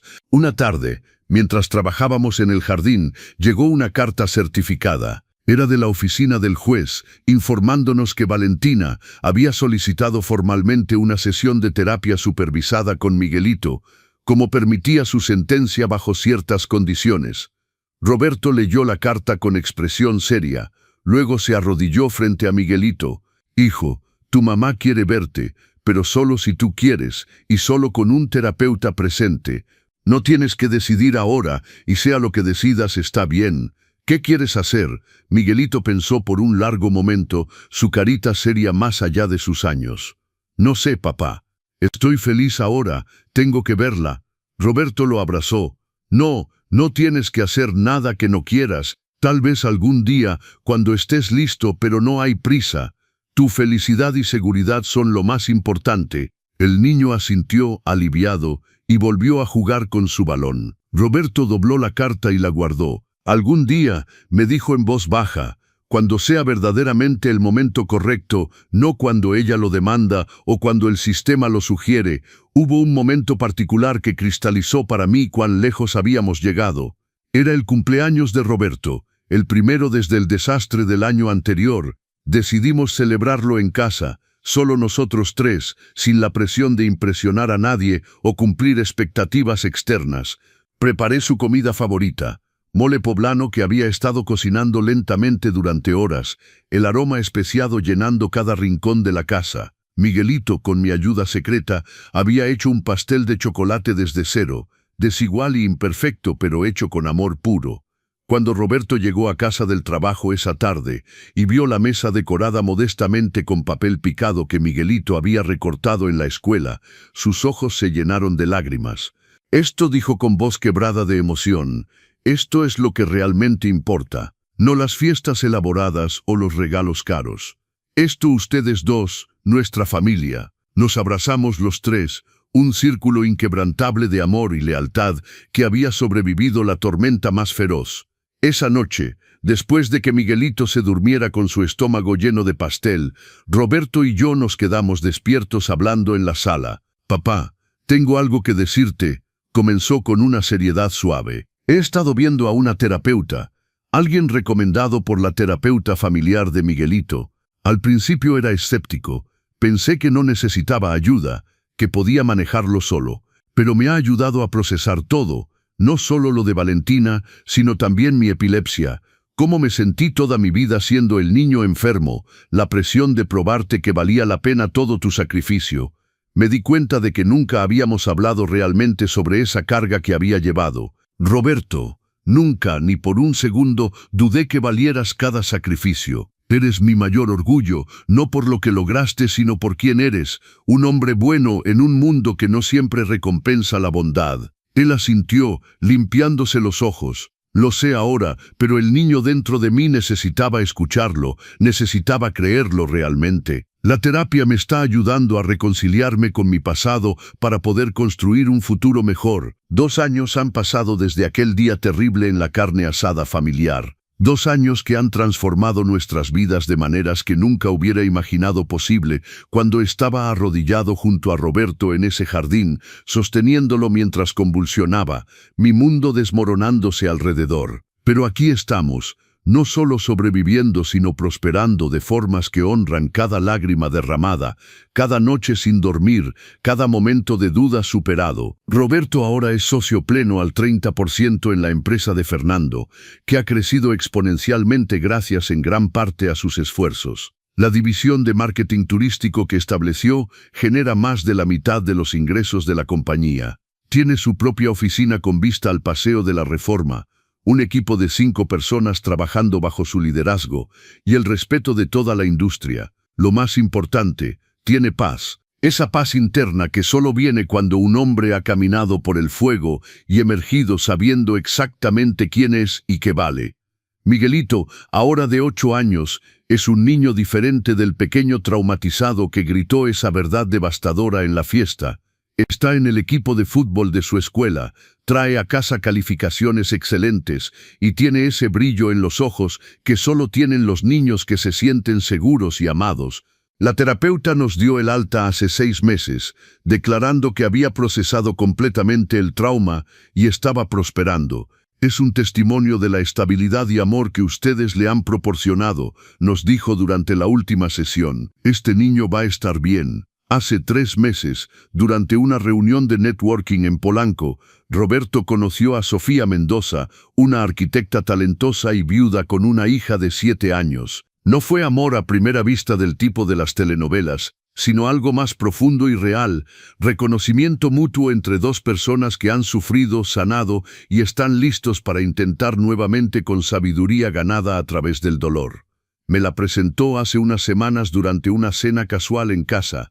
Sofía es genuina, con risa fácil y ojos amables que realmente ven a Roberto, no solo lo que puede ofrecerle materialmente, sino quién es como persona. Lo observo con ella, cómo interactúan, y veo algo completamente diferente a lo que tuvo con Valentina.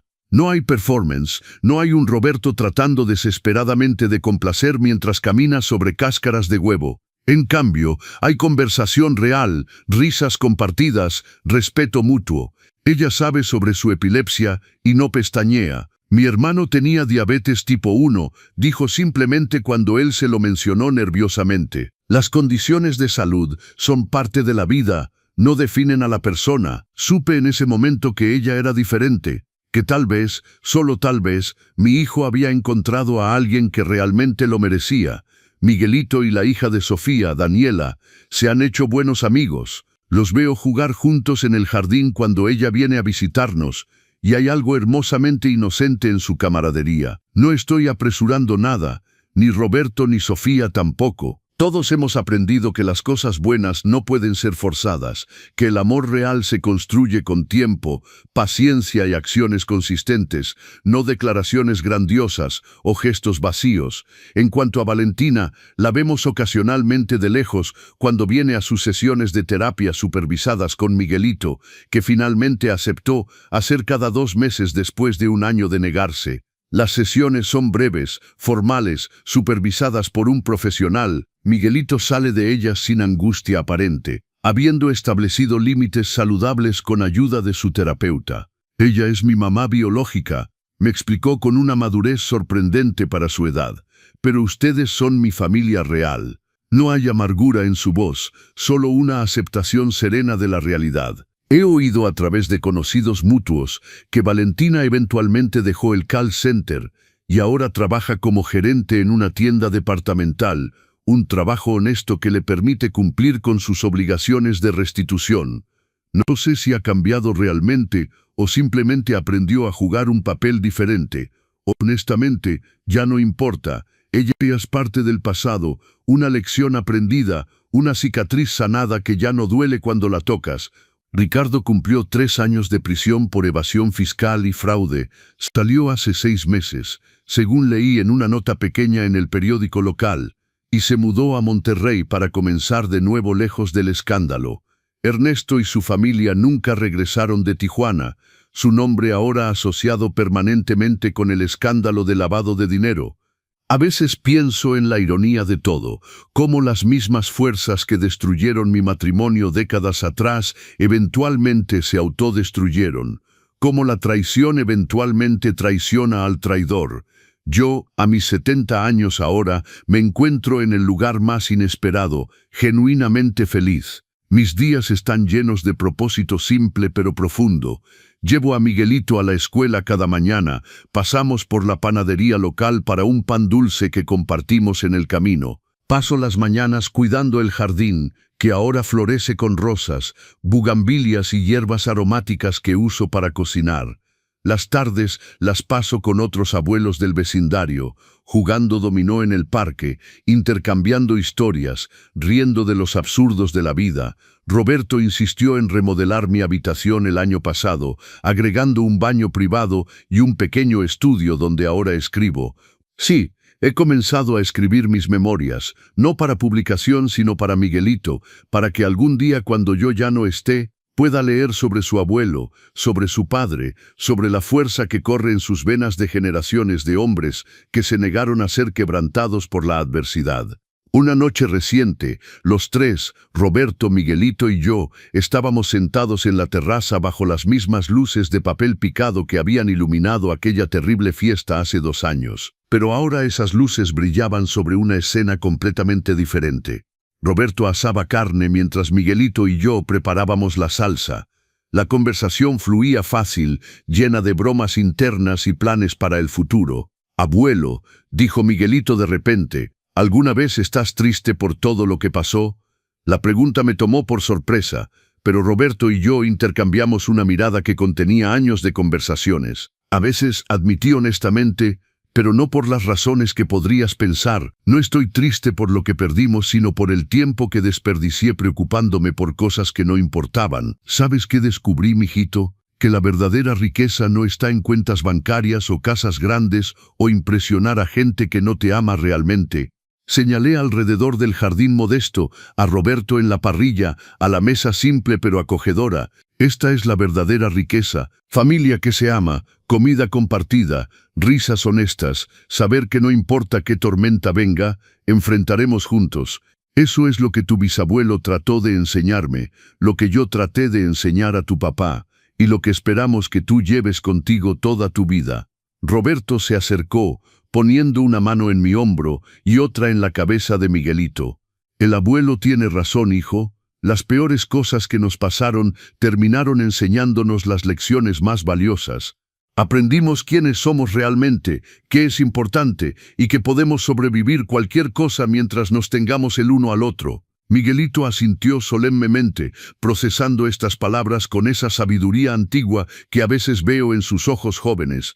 Si has seguido esta historia desde el principio, si has sentido cada emoción con nosotros, por favor suscríbete a los consejos del abuelo. Este canal existe para recordarte que no estás solo en tus luchas, que la justicia eventualmente prevalece y que la fuerza familiar puede superar cualquier traición. Dale like si esta historia tocó tu corazón y comenta abajo contándonos tu propia historia de superación. Creamos una comunidad donde los hombres y mujeres de honor se apoyan mutuamente. Tu historia podría inspirar a alguien que está pasando por su momento más oscuro ahora mismo. Hace unas semanas, durante una reunión de negocios, uno de los nuevos clientes de Roberto le preguntó cuál era el secreto de su éxito, cómo había construido tanto en tan poco tiempo. Roberto sonrió y respondió algo que me hizo llorar de orgullo cuando me lo contó esa noche. No hay secreto. Toqué fondo, perdí casi todo, pero tenía algo que no se puede quitar, un padre que nunca se rindió conmigo, lecciones de integridad grabadas en mi alma y la determinación de que mi hijo nunca vería a su padre quedarse vencido. El éxito no es evitar las caídas, es levantarse cada vez con más fuerza. Ahora, cuando veo hacia atrás a aquel momento terrible en el jardín, cuando Valentina pronunció esas palabras crueles y Roberto se desplomó en convulsiones, cuando todo parecía perdido, entiendo que ese fue nuestro punto de quiebre, pero también nuestro punto de transformación. A veces la vida tiene que destruir completamente lo que es falso para que podamos reconstruir algo verdadero. La casa que casi perdimos ahora está completamente pagada. Roberto se encargó de eso. El jardín donde cayó ahora es donde Miguelito juega libre y feliz. La mesa donde Valentina servía críticas amargas ahora alberga comidas llenas de risa. Hemos tomado cada lugar de dolor y lo hemos redimido con amor, paciencia y trabajo duro. Mi consejo para ustedes, especialmente para los hombres mayores que me siguen, que han vivido vidas de sacrificio, que han visto a sus hijos luchar, que se preguntan si sus esfuerzos valieron la pena, sí valió la pena. Cada sacrificio, cada noche sin dormir, cada comida saltada para que ellos pudieran comer, cada sueño pospuesto para que ellos pudieran tener oportunidades. Valió la pena no porque siempre resulte perfectamente, sino porque estás construyendo un legado de fuerza, honor y amor que trasciende generaciones. Y para aquellos que están en medio de su propia tormenta ahora, siendo traicionados, sintiendo que todo se derrumba, quiero que sepan esto: el dolor que sienten ahora es real y válido. Pero no es permanente. La justicia puede tardar, pero llega. La sanación puede ser lenta, pero sucede. Y al otro lado de esta oscuridad hay una vida esperándolos que es más auténtica, más fuerte, más verdadera que cualquier cosa que tenían antes. Anoche, mientras arropaba a Miguelito, me dijo algo que voy a atesorar por siempre. Abuelo, cuando sea grande, quiero ser como tú y como papá, fuerte pero amable, valiente pero bueno. Lo besé en la frente, mi corazón tan lleno que pensé que podría estallar. Ya eres esas cosas, mijito. Ya lo eres. Esta mañana desperté temprano como siempre hago y salí a la terraza con mi café. El sol salía sobre la Ciudad de México, pintando el cielo de naranjas y rosas, prometiendo un nuevo día. Roberto ya estaba despierto, revisando correos en su laptop, preparándose para otra semana de trabajo que ama. Miguelito dormía pacíficamente adentro, sus sueños sin pesadillas, su futuro brillante, y yo, don Miguel Hernández, 70 años, cabello blanco, espalda encorvada pero espíritu inquebrantable, me di cuenta de que había logrado lo que me propuse décadas atrás, cuando sostuve a Roberto recién nacido y prometí darle una vida digna a pesar de su condición. Había criado a un buen hombre, un hombre que conoce el valor de la integridad, que entiende que el verdadero carácter se revela en la adversidad, que está criando a su propio hijo con los mismos valores. El legado no son las casas o el dinero. El legado es la fuerza de carácter que se pasa de generación en generación, la capacidad de enfrentar traición y salir con dignidad intacta, la sabiduría de saber que el amor real no es perfecto pero es persistente, honesto y transformador. Entonces a todos ustedes que han seguido esta historia, que han sentido con nosotros cada momento de dolor y triunfo, les digo esto: su historia no ha terminado tampoco. Sin importar qué capítulo estén viviendo ahora, sea uno de lucha o de victoria, recuerden que son el autor de cómo responden, de qué construyen de las cenizas, de qué legado dejan.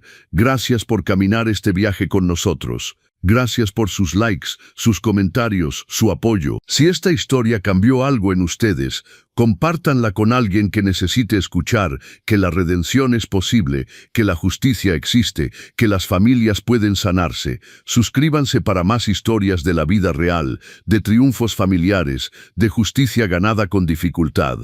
Cada suscripción nos dice que estamos construyendo algo importante aquí, una comunidad de personas que creen en el honor, la familia y la fuerza que viene de dentro.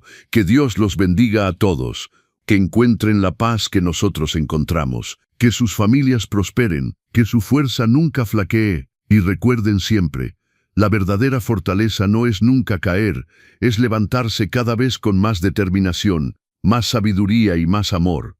Esta es nuestra historia. Ahora ve y escribe la tuya con valentía.